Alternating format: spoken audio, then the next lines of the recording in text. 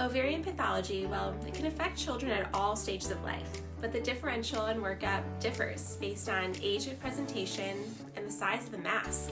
So to start, let's talk about a neonatal diagnosis.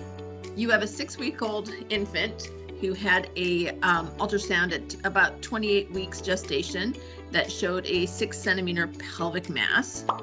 That's Dr. Roshni Dasgupta, a pediatric surgeon at Cincinnati Children's Hospital Medical Center, and today, well, she's going to teach us everything we need to know about both the workup and the management of ovarian pathology.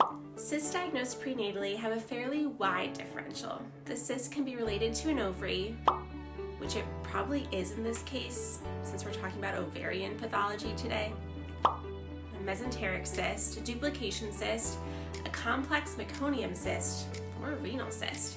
But regardless, there isn't really much to do in utero.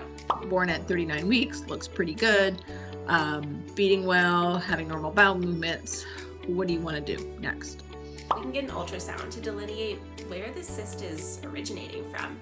But as long as it's truly cystic and the baby's thriving, it's okay to follow up with serial imaging in about 8 to 12 weeks. If it's a simple cyst, it should get smaller in that time frame.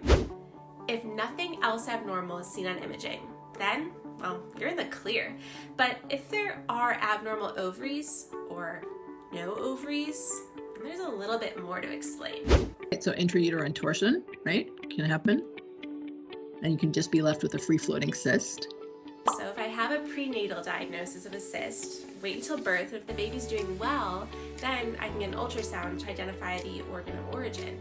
If it's a simple cyst, then I get serial imaging to see if it's shrinking as expected. But if things don't go as expected, and at the 12-week interval scan, the cyst is complex, it's grown from 3 to 6 centimeters, then what?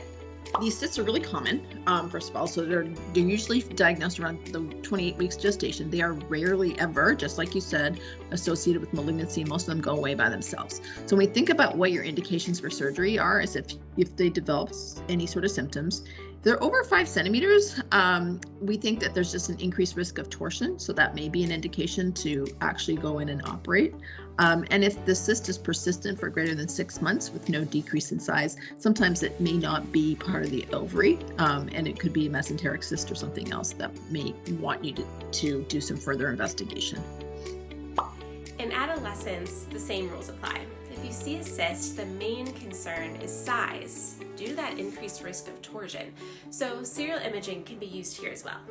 So other kinds of ovarian cysts, right, are usually found in adolescents. They can be pretty large. They're composed of granulosynthetic cells, and they can also cause torsion, right? So when we see these cysts, when we do an appendicitis, very often we just leave them alone, and you should just get another ultrasound in about 6 weeks. Now, if you can have ovarian cysts, then you can probably also have paraovarian cysts, but those are kind of hard to differentiate, especially from follicular cysts on imaging. The big concern here is also torsion, but this time of the fallopian tube itself, not just the ovary. Usually they're in the mesosalpinx. You can't tell exactly where they are. If they're greater than 3 centimeters, you want to actually enucleate them so you don't actually get any torsion of the tube. You can actually torse the tube as well. If they're smaller than 3 centimeters, often most people don't do anything, but if you want to, you can just open them up and drain them. Thanks for joining our episode on ovarian pathology with Dr. Dasgupta. Remember to download the Stay Current app. Check us out on YouTube, Facebook, Twitter. Leave us a comment wherever you listen to podcasts. But until next time, I'm Brittany, and remember, knowledge should be free.